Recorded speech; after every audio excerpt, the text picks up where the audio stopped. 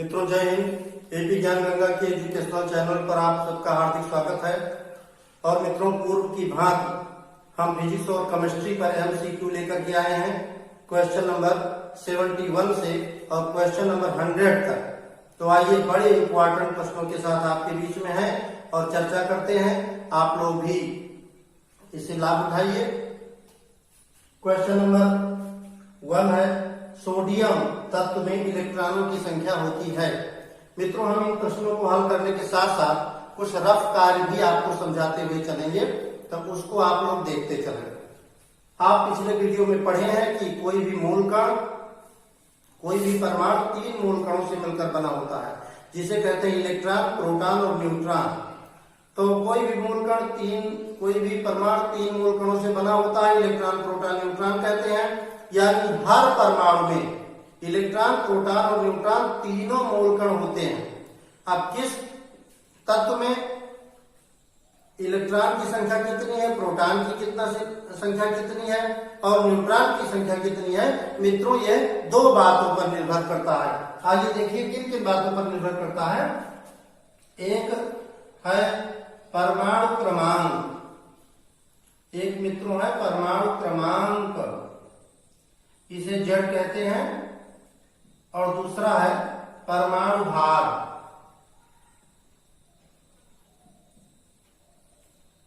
हर तत्व में परमाणु क्रमांक और परमाणु भार होता है और ये इलेक्ट्रॉन, प्रोटॉन और न्यूट्रॉनों की संख्या हर तत्व के परमाणु क्रमांक और परमाणु भार पर निर्भर करती है।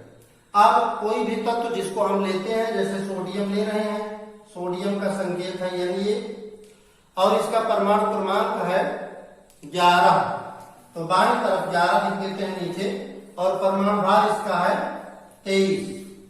तो मित्रों सोडियम जो तत्व है इसका परमाणु क्रमांक 11 है और परमाणु भार इसका 23 है। तो अब हमें इसमें इलेक्ट्रॉन और प्रोटॉन, न्यूट्रॉन की संख्या निकालनी है। मित्रों देखिए इलेक्ट्रॉन की संख्या परमाणु क्रमांक के बराबर होती है, जो संख्या बाएं तरफ नीचे है ये है परमाणु क्रमांक। तो इलेक्ट्रॉन की संख्या इतने होती है। मित्रों प्रोटॉन की संख्या इलेक्ट्रॉन के बराबर होती है, यानी इलेक्ट्रॉन और प्रोटॉन दोनों की संख्या तत्व के परमाणु क्रमांक के बराबर होती है। और मित्रों जब हमें परमाणु न्यूट्रॉन में न्यूट्रॉन निकालने हैं, तो न्यूट्रॉन निकालने के लिए परमाणु भार में से परमाणु क्रमांक घटा देंगे, तो ये हो जाएगी न्यूट्रॉन की संख्या। मित्रों अब इसके आधार पर हम लोग क्वेश्चन नंबर 71 से और 73 तक हल कर सकते हैं। तो आइए देखिए कैसे। सोडियम तत्व है और इसमें हमको इलेक्ट्रॉनों की संख्या निकालनी है। मित्रों इलेक्ट्रॉन निकालने हैं, तो इलेक्ट्रॉन कितने होंगे। सोडियम तत्व 11 यानी 23 लिखा जाता है, इस रूप में लिखा जाता है। तो इलेक्ट्रॉन उतने ही होंगे जो बाएं तरफ संख्या दी है, यानी परमाणु क्रमांक जितना है उतने इलेक्ट्रॉन होंगे। तो इलेक्ट्रॉन मित्रों इसमें होंगे 11।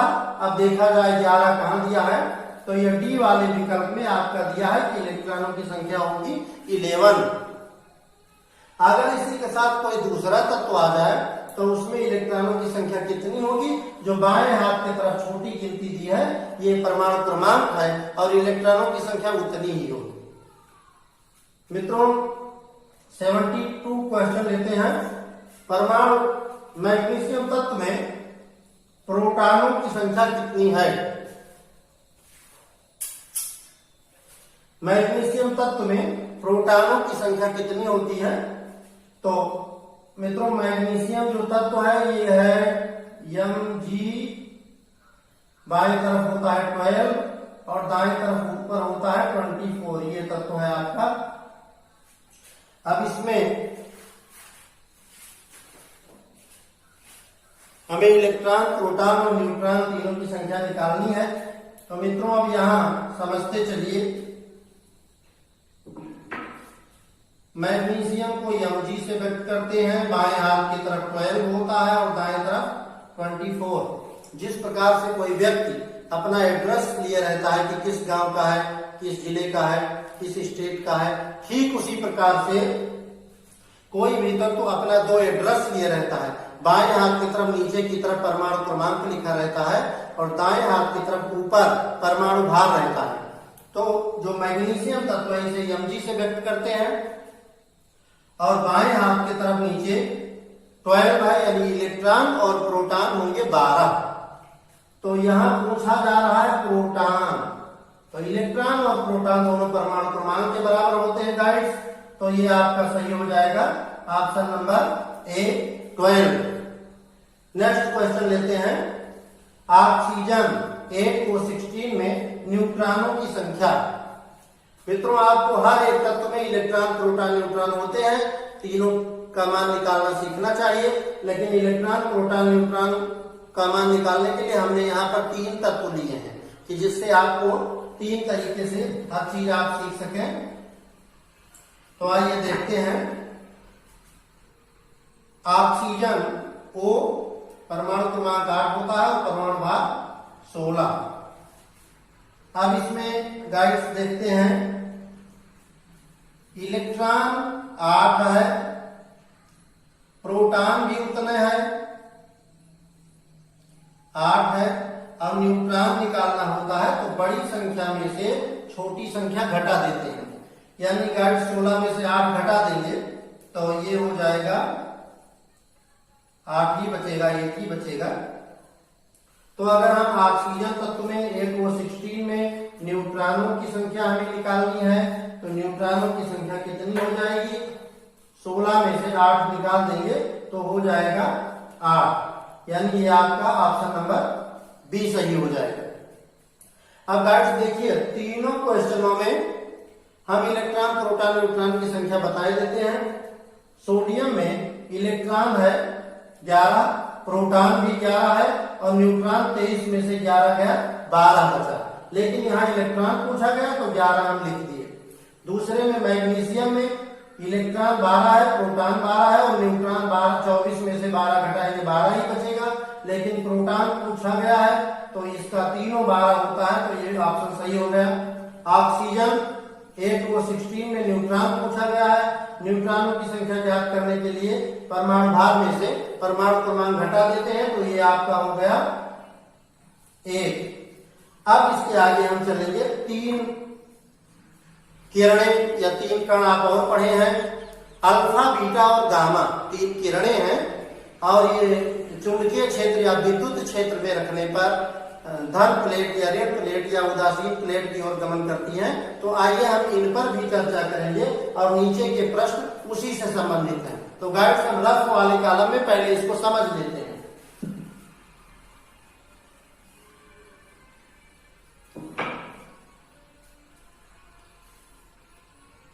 Electron proton neutron, alpha beta gamma. मित्रों ये हमने लिख दिया electron proton neutron alpha beta gamma. अब इसका एक ट्रिक है कि इलेक्ट्रॉन पर आवेश होता है ऋण और इसी के विपरीत अल्फा पर होता है धन, प्रोटॉन पर आवेश होता है धन और बीटा कण पर होता है ऋण, और न्यूट्रॉन पर गाइड कोई आवेश नहीं होता और गामा कणों पर भी कोई आवेश नहीं होता। यानी अब आपको ऐसे याद करना है, इलेक्ट्रॉन प्रोटॉन न्यूट्रॉन ऋण धन उदासीन, इलेक्ट्रॉन प्रोटॉन न्यूट्रॉन ऋण धन उदासीन, और अल्फा बीटा गामा इसी का उल्टा हो जाएगा, अल्फा बीटा गामा धन ऋण उदासीन, यानी प्लस माइनस और 0। तो इसी से संबंधित अब हमारा प्रश्न है। मित्रों प्रश्न है अल्फा कण जिसको इस चिन्ह द्वारा व्यक्त करते हैं कौन सा आवेश है, तो यहाँ हम देख सकते हैं अल्फा कण पर हमारा धन आवेश है, तो हमारा जो धन वाला है ऑप्शन ये सही हो जाएगा, बाकी सभी ऑप्शन गलत है। बीटा कण है, इस पर कौन सा आवेश होता है गाइड्स, यहाँ देखिए electron proton neutron alpha beta gamma, तो ये जो जिसके सामने इसका अपोजिट होता है, तो बीटा पर माइनस आवेश होता है या ऋण आवेश होता है, तो बीटा कणों पर आवेश हो जाएगा ए, सही हो जाएगा ऋण आवेश। नेक्स्ट है गामा पर कौन सा आवेश होता है, मित्रों गामा और न्यूट्रॉन दोनों उदासीन हैं, इस पर कोई आवेश नहीं होता। विद्युत और चुंबकीय क्षेत्र में रखने पर ये उदासीन प्लेट की ओर जाती है, न धन की ओर जाती है, न ऋण की ओर जाती है। तो ये जो अंतिम वाला है अल्फा बीटा गामा में गामा और इलेक्ट्रॉन प्रोटॉन न्यूट्रॉन में न्यूट्रॉन, तो इस पर आवेश होता है शून्य। तो ये हमारा फोर्थ वाला ऑप्शन सही हो जाएगा, शून्य। अब गाइस बिना विलंब किए हम नेक्स्ट क्वेश्चन की ओर चलते हैं।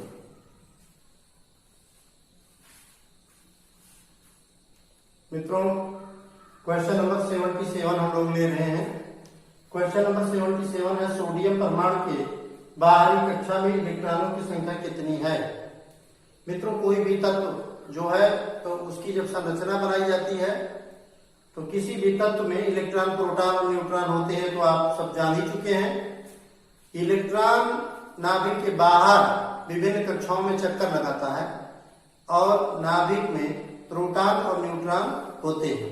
तो आइए देखते हैं कि परमाणु के नाभिक में इलेक्ट्रॉन प्रोटॉन या न्यूट्रॉन की क्या स्थिति है और बाहरी कक्षा में कितने इलेक्ट्रॉन होते हैं।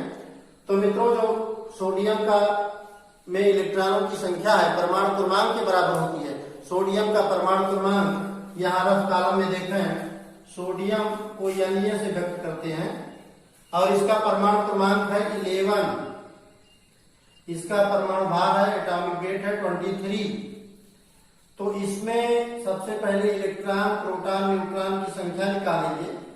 इलेक्ट्रॉन 11 है, प्रोटॉन भी उतने है और न्यूट्रॉन परमाणु भाग में से परमाणु क्रमांक घटा देंगे तो बचेगा 12, या यूं कहें कि बड़ी संख्या में से छोटी संख्या घटा देंगे। तो इलेक्ट्रॉन 11 है, प्रोटॉन भी 11 है और न्यूट्रॉन है 12। अब ये जो इलेक्ट्रॉन है 11 ये विभिन्न कक्षाओं में चक्कर लगाता है। तो आइए देखें, ये मान लीजिए कोई सोडियम का नाभिक है, तो किसी भी तत्व के नाभिक में प्रोटॉन होते हैं मित्रों और न्यूट्रॉन होता है। किसी भी तत्व के नाभिक में प्रोटॉन और न्यूट्रॉन होते हैं। तो प्रोटॉन की संख्या है 11 और न्यूट्रॉन की संख्या है 12। अब इलेक्ट्रॉन मित्रों बाहर चक्कर लगाता है, तो बाहर विभिन्न कक्षाएं होती है। इस तरह से की कक्षाएं होती हैं, फिर और कक्षाएं होती हैं। तो जो पहली कक्षा है मित्रों उसमें इलेक्ट्रॉन होते हैं 2, हाइड्रोजन तत्व को छोड़ करके, क्योंकि हाइड्रोजन तत्व का परमाणु क्रमांक 1 होता है और उसमें इलेक्ट्रॉन 1 ही होते हैं। तो 2 कहां से आ जाएंगे? बाकी सभी तत्वों में पहली कक्षा में 2 इलेक्ट्रॉन होते हैं। तो मित्रों ये पहली कक्षा है, इसमें इलेक्ट्रॉन की संख्या हो गई 2, इसमें इलेक्ट्रॉन की संख्या हो गई 2। ये दूसरी कक्षा है, दूसरी कक्षा में मित्रों 8 इलेक्ट्रॉन होते हैं और फिर बच गया तीसरी कक्षा में मात्र 1 इलेक्ट्रॉन रहेंगे। तो अगर आपसे कोई पूछा कि सोडियम तत्व के इलेक्ट्रॉन में या बाहरी कक्षा में कितने इलेक्ट्रॉन होते हैं, तो मित्रों 11 इलेक्ट्रॉनों में 2, 8 और 1 का जोड़ा होता है। पहली कक्षा में 2 इलेक्ट्रॉन, दूसरी कक्षा में 8 इलेक्ट्रॉन और तीसरे और बाहरी कक्षा में मात्र 1 इलेक्ट्रॉन होते हैं। तो आप अपना ऑप्शन सही कर लीजिए मित्रों, 1 इलेक्ट्रॉन होते हैं, ऑप्शन बी सही कर लीजिए। नेक्स्ट क्वेश्चन की ओर चलते हैं और इसमें समस्थानिक और संभारी से संबंधित बातें हैं। तो मित्रों समस्थानिक वे तत्व हैं, समस्थानिक एक ही तत्व के वे परमाणु जिनका परमाणु क्रमांक बराबर होता है और परमाणु भार बराबर हो या भिन्न भिन्न हो, भिन्न रहेगा ही। तो एक ही तत्व के वे परमाणु जिनका परमाणु क्रमांक बराबर होता है वे कहे जाते हैं समस्थानिक कहे जाते हैं। और अलग अलग तत्वों के भिन्न भिन्न तत्वों के वे परमाणु जिनका परमाणु भार बराबर होता है उन्हें कहते हैं समभारी। मित्रों जानिए समस्थानिक एक ही तत्व के परमाणु हैं और समभारी अलग अलग तत्व के परमाणु हैं। समस्थानिक में परमाणु क्रमांक बराबर होता है और समस्थानिक में परमाणु भार बराबर होता है। तो मित्रों इसको समझते हैं।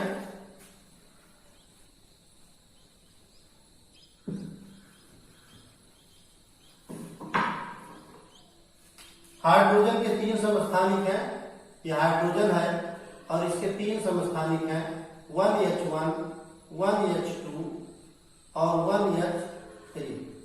इसके 3 समस्थानिक हैं, परमाणु क्रमांक सबका 1 है, इसलिए ये समस्थानिक कहे जाते हैं मित्रों, समस्थानिक।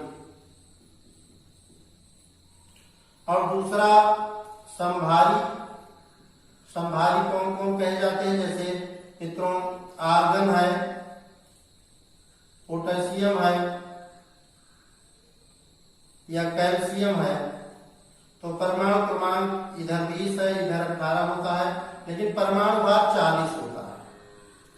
तो परमाणु भार यदि बराबर है तो उन्हें कहते हैं संभारी, और परमाणु क्रमांक बराबर है तो समस्थानिक कहते हैं। तो आइए देखिए 1H1 का समस्थानिक क्या है। मित्रों आप लोग रफ कॉलम में समझ गए हैं कि 1H1 के समस्थानिक ये भी हैं और ये भी हैं। तो यदि एक ही विकल्प में होता तो वही सही हो जाता। अब यहाँ विकल्प में दो है, 1H1 और 1H2 दोनों, तो आपका विकल्प सही हो जाएगा। ए और बी दोनों सही कर लीजिए, हाइड्रोजन के दोनों समस्थानिक हैं। नेक्स्ट क्वेश्चन लेते हैं 18 आर्गन 40, यानी आर्गन एक तत्व है, परमाणु क्रमांक है 18 और मित्रों परमाणु भार इसका है 40। इसका हमें संभारी निकालना है। तो आइए जो हम आप समझ चुके हैं यहां से देखते हैं कि आर्गन का संभारी है यानी परमाणु भार बराबर है किससे, कैल्शियम से।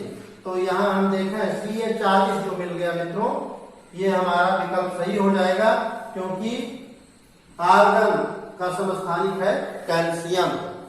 नेक्स्ट क्वेश्चन लेते हैं, परमाणु के नाभिक में कौन कौन से मूल कण होते हैं।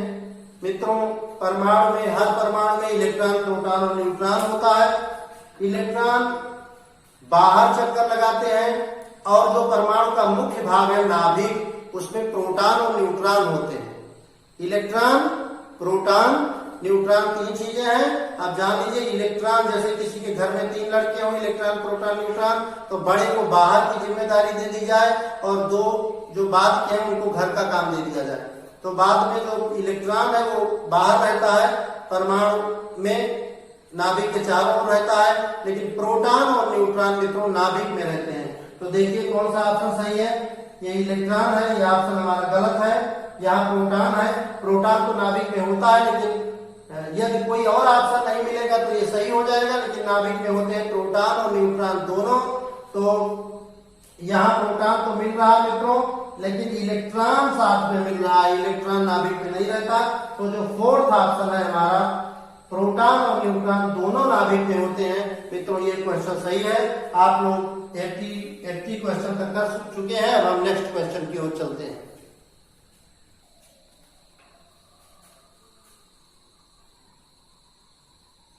क्वेश्चन नंबर 81 लेते हैं, अम्ल है।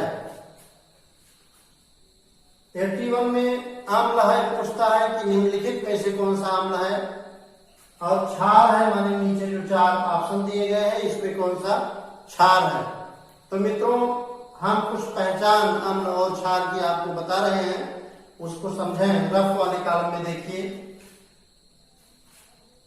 जिस सूत्र में हाइड्रोजन मूलक हो उसे कहते हैं अम्ल, और जिसमें हाइड्रोक्सिल मूलक हो उसे कहते हैं क्षार। यानी H लगा है तो अम्ल है और OH लगा है तो मित्रों क्षार है।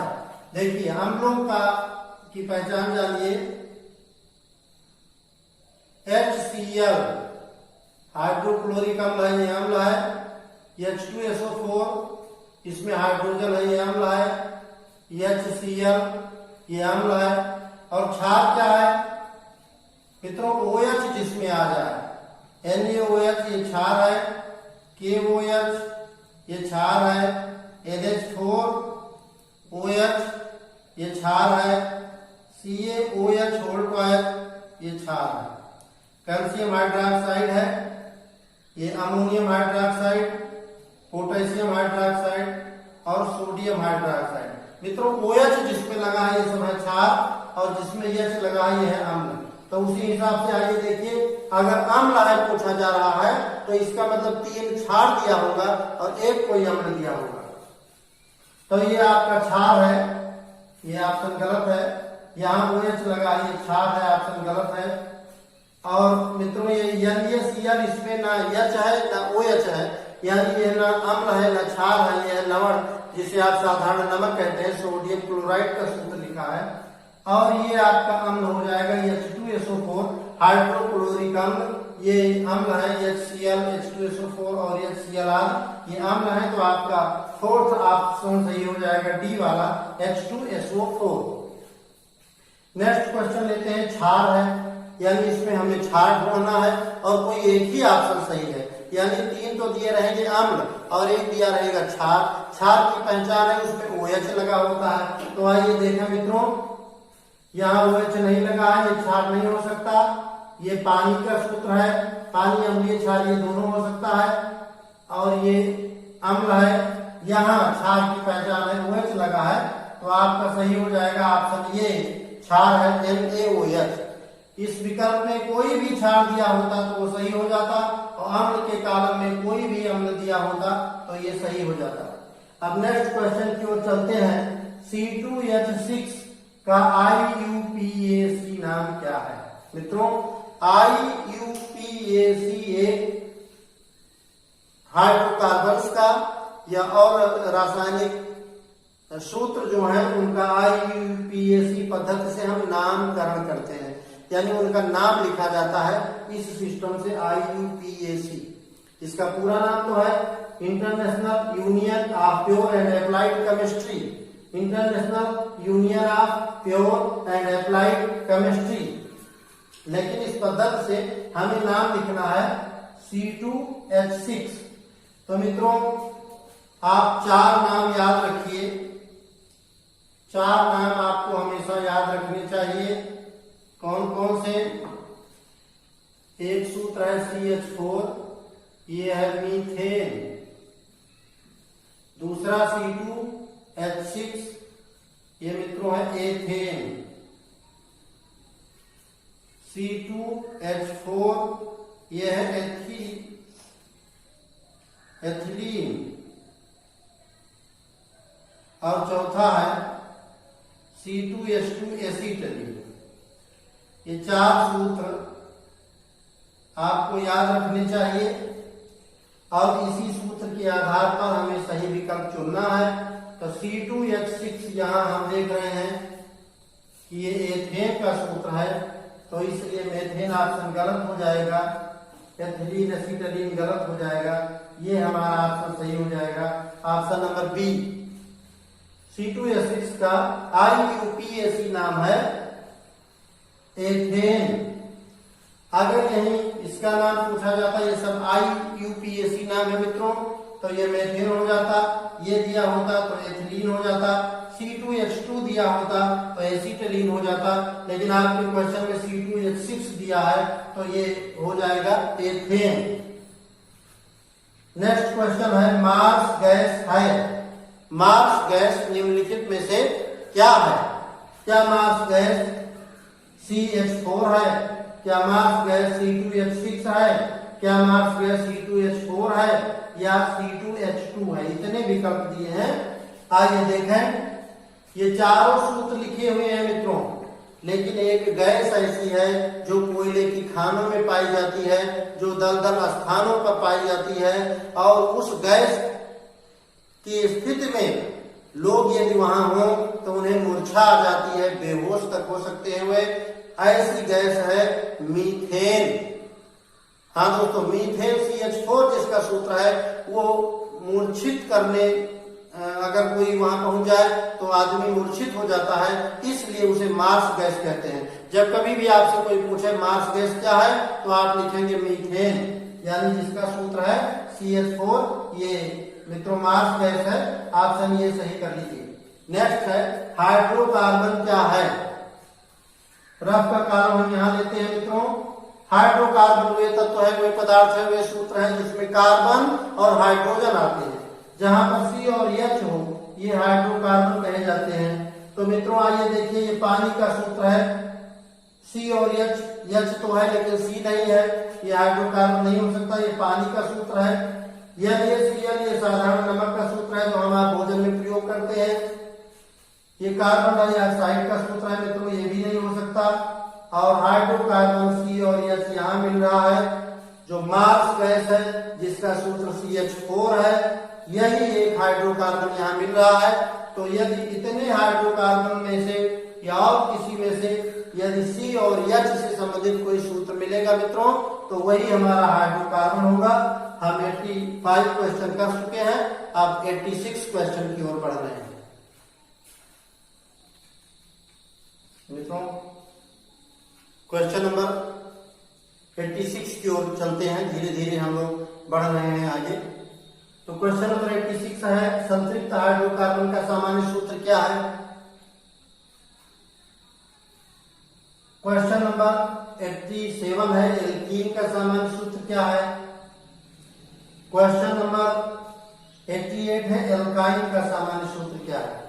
तो मित्रों एल्केन, एल्कीन और एल्काइन ये तीनों चीजें हैं हाइड्रोकार्बन। हाइड्रोकार्बन दो प्रकार के होते हैं, एक संतृप्त हाइड्रोकार्बन और एक असंतृप्त हाइड्रोकार्बन। तो मित्रों यहां देखते हैं, संतृप्त हाइड्रोकार्बन एक होता है, संतृप्त हाइड्रोकार्बन।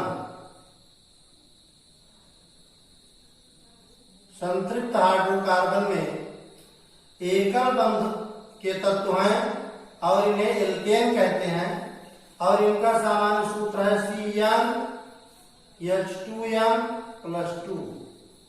एल्केन आएगा या एकल बंध आएगा या संतृप्त हाइड्रोकार्बन आएगा, तीनों नाम यदि आएंगे तो मित्रों ये वाला ऑप्शन सही लिखना है।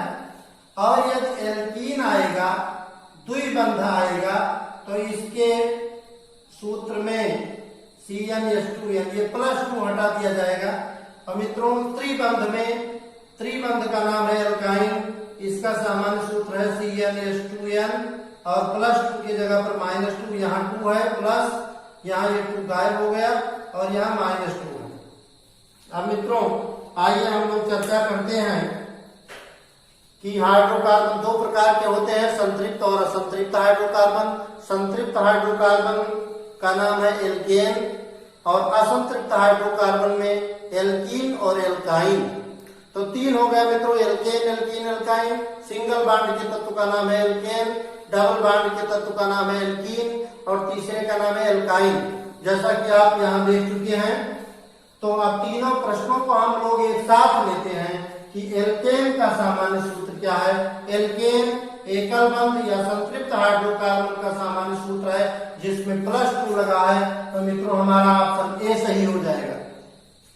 दोबारा हम एल्कीन का सामान्य सूत्र लेते हैं जिसको द्विबंध भी कहते हैं। एल्कीन का सामान्य सूत्र, इसमें 2 नहीं रहता है मित्रों, तो इसका सूत्र हो जाएगा CnH2n। ये बी वाला ऑप्शन सही कर लीजिए।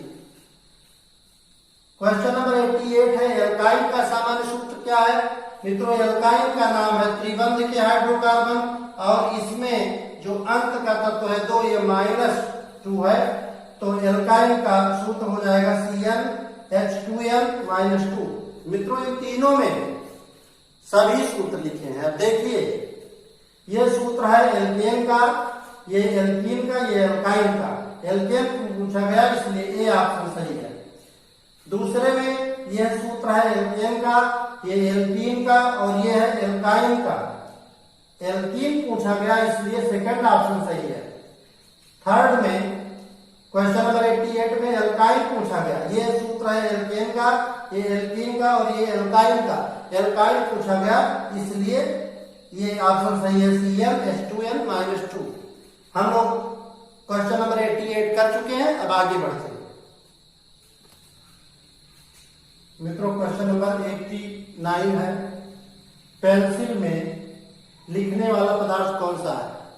मित्रों जैसा कि आप जानते हैं कि पेंसिल में ऊपर लकड़ी लगी होती है और अंदर कोई ऐसी चीज लगी होती है जो रोगन के रूप में कापियों में लिखते हैं और छप जाता है। तो ये प्रश्न है कि पेंसिल में जो लिखा जाने वाला पदार्थ है वो कौन सा है। क्या लिखा जाने वाला पदार्थ पारा है, क्या लिखा जाने वाला पदार्थ ग्रेफाइट है कि फास्फोरस की तांबा है। तो मित्रों पेंसिल में लिखा जाने वाला पदार्थ जिससे हम लिखते हैं, ऊपर लकड़ी लगी होती है जिसे छील कर निकाल देते हैं और अंदर जो लिखने वाला पदार्थ है मित्रों बिना विलंब के आप जान लें कि ये ग्रेफाइट होता है। तो ऑप्शन नंबर बी सही कर लीजिए।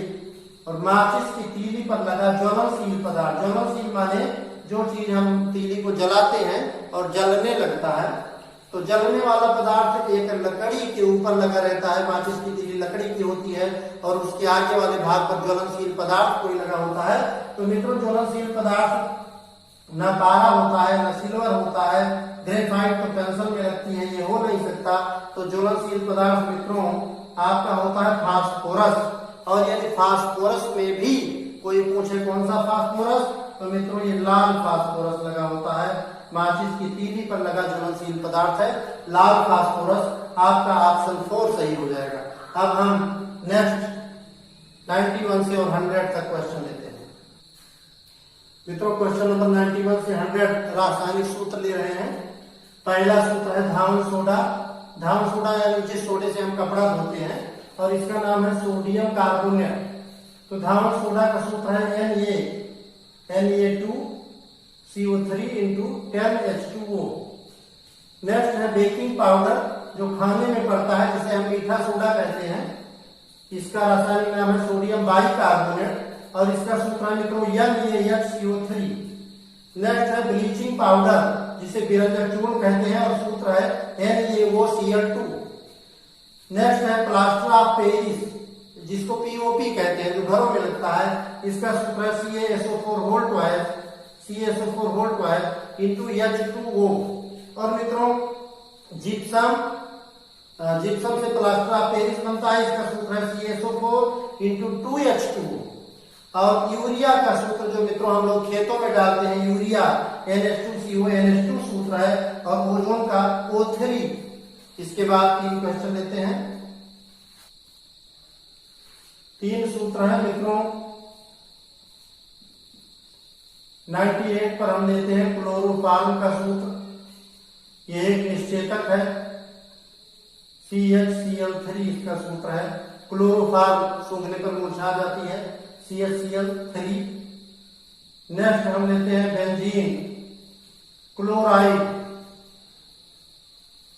या इसका नाम है मित्रों क्लोरोबेंजीन नाम है। तो क्लोरो पहले कर सकते हैं, क्लोरोबेंजीन। इसका सूत्र है C6H5Cl। और मित्रों नेक्स्ट है carbon tetra chloride. Carbon tetra chloride का सूत्र है CCl4। तो मित्रों ये प्रश्न आपके 100 प्रश्न हुए, इनको आप तैयार करिएगा, हौसला बढ़ाए रखिएगा, ये भी ज्ञान गंगा देखते रहिएगा। और आप कर्म दे कुछ ऐसा कि दुनिया करे आपके जैसा। इन्हीं के साथ मित्रों आपसे विदा लेते हैं। जय हिंद, जय भारत।